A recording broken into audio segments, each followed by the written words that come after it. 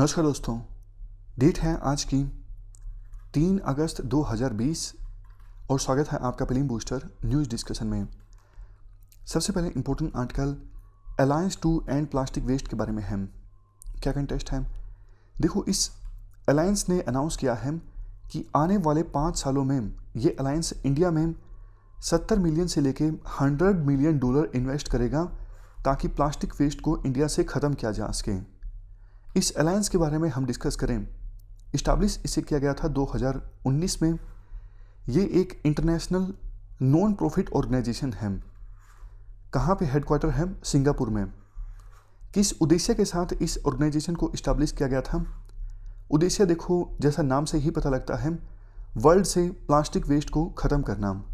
ये देखो, विभिन्न देशों की गवर्नमेंट्स इन्वायरमेंटल और इकोनॉमिक डेवलपमेंट से संबंधित एनजीओज और कमिटीज़ के साथ मिल के काम करता है ताकि इन्वायरमेंट से प्लास्टिक वेस्ट को ख़त्म किया जा सके। फोकस एरियाज़ क्या क्या हैं इस अलायंस के? अलायंस देखो 4 स्ट्रेटेजिक एरियाज़ में सॉल्यूशन पर फोकस करता है। सबसे पहले इंफ्रास्ट्रक्चर ऐसा होना चाहिए कि प्लास्टिक का कम से कम इस्तेमाल हो। अगर प्लास्टिक इस्तेमाल होता भी है तो उसको रीयूज़ किया जाए, उसकी रिसाइकलिंग हो। उसके बाद दूसरा स्ट्रेटेजिक एरिया इनोवेशन, तीसरा एजुकेशन एंड एंगेजमेंट और सबसे लास्ट में क्लीन अप। इसके बाद मेंबर्स की अगर हम बात करें, देखो प्लास्टिक वैल्यू चेन में शामिल 50 के आसपास कंपनीज और ऑर्गेनाइजेशन मेंबर हैं इस अलायंस में।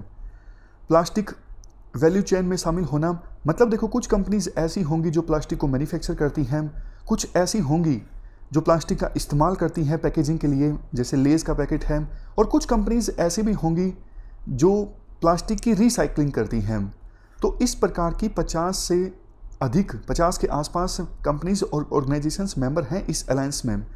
हमारे इंडिया की अगर हम बात करें, हमारे इंडिया में प्रोजेक्ट एविरल चलाया जा रहा है इस अलायंस के द्वारा, और इस प्रोजेक्ट एविरल का मकसद ये है गंगा नदी से प्लास्टिक वेस्ट को रिड्यूस करना। Next article report on lead poisoning by UNICEF के बारे में है। क्या कंटेस्ट है? यूनिसेफ ने एक नॉन प्रॉफिट ऑर्गेनाइजेशन के साथ मिलकर, जिसका नाम है प्योर अर्थ, यूनिसेफ ने इस ऑर्गेनाइजेशन के साथ मिलकर एक रिपोर्ट रिलीज की है जिसका नाम है the toxic truth children's exposure to lead pollution. देखो, रिपोर्ट में कहा गया है बच्चों को लेड पॉइजनिंग जो है काफ़ी बुरी तरीके से प्रभावित कर रही है। मतलब जैसा पहले सोचा गया था उससे कहीं अधिक लेड पॉइजनिंग बच्चों को प्रभावित कर रही है। टोटल पूरे वर्ल्ड में 800 मिलियन के आसपास बच्चे हैं और हर 3 में से एक जो बच्चा है उसके ब्लड लेवल में 5 माइक्रोग्राम पर डेसीलीटर लेड मिलता है। ये देखो काफ़ी ज़्यादा है। मतलब अगर इसको कंट्रोल नहीं किया गया और ये बढ़ जाता है, बच्चों के ब्लड में लेड की मात्रा बढ़ती है, तो फिर इससे बच्चों की डेवलपमेंट पर काफ़ी असर पड़ सकता है। और ये जो हमने बात की कि हर 3 में से एक बच्चे के ब्लड में लेड मिलता है, इसमें देखो आधे जो बच्चे हैं वो तो साउथ एशिया में रहते हैं। लेड के बारे में देखो हम बेसिक इन्फॉर्मेशन डिस्कस करें, ये नेचुरली ऑकरिंग एलिमेंट है, अर्थ के क्रस्ट में मिलता है कम अमाउंट में। वैसे लेड के यूज़ काफ़ी हैं, काफ़ी प्रोडक्ट्स में लेड का यूज़ होता है, जैसे paint, ceramics, pipes, plumbing material, gasoline, batteries, ammunition, cosmetics, इन सब में आपको लेड देखने को मिल जाएगा। बट देखो, लेड के एक्सपोजर से ना सिर्फ ह्यूमन बींग्स बल्कि एनिमल्स की सेहत को भी नुकसान पहुंचता है। और ख़ास करके देखो बच्चों के अगर ब्लड में लेड की मात्रा ज़्यादा होती है तो इससे बच्चों के दिमाग पर काफ़ी नेगेटिव असर पड़ता है। वैसे देखो एक अलायंस भी है लेड पेंट को एलिमिनेट करने के लिए, जिसे जॉइंटली लीड किया जा रहा है WHO और UNEP मतलब यूनाइटेड नेशंस एनवायरनमेंट प्रोग्राम के द्वारा।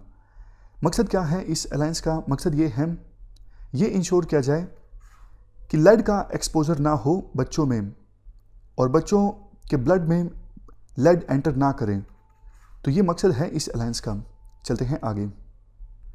नेक्स्ट आर्टिकल ढोल के बारे में है। क्या कंटेस्ट है? हाल ही में देखो एक स्टडी पब्लिश हुई जिसमें कहा गया कर्नाटक, महाराष्ट्र, मध्य प्रदेश, इन राज्यों ने अच्छा काम किया है ढोल को कंजर्व करने की दिशा में। ढोल के बारे में हम बेसिक जानकारी डिस्कस करें। ये देखो सेंट्रल एशिया, साउथ एशिया और साउथ ईस्ट एशिया में मिलता है, मतलब मूल निवासी यहीं का है। अब यहाँ से ले जाके आप यूएसए में या फिर यूरोप में चिड़ियाघर में डाल दो, वो अलग बात है। दूसरे जो नाम हैं वो धोल के इस प्रकार से हैं: Asiatic wild dog, Indian wild dog, whistling dog, red dog, mountain wolf. बहुत सारे नाम हैं धोल के। देखो, धोल जो है हाईली सोशल एनिमल है, मतलब एक ही परिवार के, एक वंश के काफ़ी सारे धोल जो हैं वो मिलजुल के रहते हैं। कंजर्वेशन स्टेटस की बात करें, IUCN की रेड लिस्ट में इंडेंजर्ड कैटेगरी में आता है। वाइल्ड लाइफ प्रोटेक्शन एक्ट 1972 के शेड्यूल 2 में साइट्स जो कन्वेंशन है इंडेंजर्ड स्पीसीज के इंटरनेशनल ट्रेड को रेगुलेट करने के लिए, इस कन्वेंशन के अपेंडिक्स 2 में आता है। थ्रेट्स की बात करें, शिकार पहले के अपेक्षाकृत कम मिलता है धोल को। हैबिटेट लॉस हो रहा है। हैबिटेट लॉस तो देखो आप हर एक एनिमल्स के संदर्भ में लिख सकते हो। इसके अलावा काफ़ी बार फार्मर्स जो हैं वो भी धोल को मार देते हैं, क्योंकि धोल जो है वो लाइव स्टॉक का शिकार करते हैं, जैसे गाय भैंस इनका, तो फार्मर्स मार देते हैं धोल को। और कंपटीशन इनका होता है दूसरी कैट्स की स्पीसीज के साथ, जैसे टाइगर्स, लियोपर्ड्स, इसलिए शिकार काफ़ी कम मिलता है इनको कई एरियाज़ में, इसलिए इनकी संख्या कम हो रही है। और कंटेक्स्ट ये है कर्नाटक, महाराष्ट्र, मध्य प्रदेश, इन्होंने अच्छा काम किया है धोल के कंजर्वेशन में। चलते हैं आगे। Next article high impact community development projects से संबंधित है। क्या कंटेक्स्ट है? इंडिया और मालदीव ने कॉन्ट्रैक्ट साइन किया है मालदीव के 2 आइलैंड्स में neighbourhood fish processing plants establish करने के लिए। तो अगर यूपीएससी पूछती है हाल ही में जो ये high impact community development projects India ने इस्टेब्लिश किए या फिर इनको इस्टेब्लिश करने के लिए इंडिया ने ग्रांट दी, कौन से कंट्री में? आंसर होगा मालदीव। देखो, ये जो high impact community development projects हैं, इंडिया और मालदीव की बढ़ती हुई पार्टनरशिप का एक एग्जाम्पल है। इंडिया और मालदीव ने एग्रीमेंट किया है, टोटल इंडिया $5.5 मिलियन की ग्रांट देगा इन डेवलपमेंट प्रोजेक्ट्स को इस्टेब्लिश करने के लिए। High impact community development projects, ये प्रोजेक्ट्स लोकल लोगों की ज़रूरतों के हिसाब से होंगे। इन्हें इम्प्लीमेंट किया जाएगा सिटी और लोकल काउंसिल्स के द्वारा। इन प्रोजेक्ट्स की सहायता से जो लोकली इलेक्टेड रिप्रेजेंटेटिव्स हैं उनकी कैपेसिटी इंक्रीज होगी और मालदीव की सरकार के जो प्रयास हैं डिसेंट्रलाइजेशन की दिशा में, उनको भी सपोर्ट मिलेगा। तो high impact community development projects के अंतर्गत ये फिश प्रोसेसिंग प्लांट जो इस्टेब्लिश होगा 2 आइलैंड्स पर, ये पहला प्रोजेक्ट होगा। चलते हैं आगे। नेक्स्ट आर्टिकल स्मोक टावर्स के बारे में है। क्या कंटेस्ट है? देखो, इस साल के शुरुआत में यानी जनवरी में सुप्रीम कोर्ट ने आदेश दिया था कि आप अप्रैल से पहले पहले दिल्ली में 2 स्मोक टावर लगाओ। IIT बॉम्बे के प्रपोजल के बाद ऐसा आदेश दिया था सुप्रीम कोर्ट ने सरकार को। और स्मोक टावर्स को लगाने का मकसद ये था कि पायलट बेसिस पे ट्राई किया जाए ये स्मोक टावर्स कैसे काम करते हैं, क्या ये सक्षम होंगे दिल्ली और आसपास के इलाकों की पोल्यूशन की समस्या को कम करने में। बट देखो, सुप्रीम कोर्ट के आदेश को नहीं माना गया और 29 जुलाई को एक बार फिर से सुप्रीम कोर्ट ने आदेश दिया कि भैया, हमने आपको आदेश दिया था कि अप्रैल से पहले पहले ये 2 लगने चाहिए, तो आपने क्यों नहीं लगाया? ये तो कंटेम्प्ट ऑफ कोर्ट है, आपने हमारे आदेश की अवहेलना की है। तो शुरुआत में तो सेंट्रल गवर्नमेंट ने ये बोला कि IIT बॉम्बे जो है वो इस प्रोजेक्ट से पीछे हट गया है, लेकिन बाद में सेंट्रल गवर्नमेंट ने कहा कि IIT बॉम्बे तैयार है इन स्मोक टावर्स के लिए और जल्द ही 36 करोड़ का एक MOU साइन हो सकता है। स्मोक टावर्स देखो, सिंपली आप यूँ कह सकते हो बड़े स्केल का एयर प्यूरीफायर। जैसे कमरे में छोटा सा एयर प्यूरीफायर होता है जो कमरे की हवा को प्यूरीफाई करता है, तो ये स्मोक टावर एक बड़े स्केल का एयर प्यूरीफायर होगा जिसमें एयर फिल्टर की काफ़ी सारी लेयर्स होंगी और पोल्यूटेंट्स जो हवा में होंगे उनको निकाल देगा, अलग कर देगा ये एयर प्यूरीफायर यानी स्मोक टावर। यहाँ पे आगे थोड़ी और इन्फॉर्मेशन दी हुई है। ये प्यूरीफायर के जो एग्जॉस्ट फैंस होंगे वो देखो हवा में 80% पार्टिकुलेट मैटर 2.5 और पार्टिकुलेट मैटर 10 पोल्यूटेंट्स को निकाल देंगे। फिल्टर की पेरिफेरीज पर कार्बन नैनो फाइबर लगे होंगे। ये carbon nano fibre major component होंगे इन स्मोक टावर्स में, जो कि मदद करेंगे एयर को प्यूरिफाई करने में। इस प्रोजेक्ट में देखो वैसे कोलैबोरेशन IIT दिल्ली का भी है, इसके अलावा यूनिवर्सिटी ऑफ मिनेसोटा का भी है, इसके अलावा CPCB central pollution control board ये भी इन्वॉल्व है इस प्रोजेक्ट में। तो ये हमने आर्टिकल डिस्कस किया स्मोक टावर के बारे में। UPSC मान लीजिए ये पूछ ले क्या स्मोक टावर का major component carbon nano fibres हैं, तो आप बता सकते हो।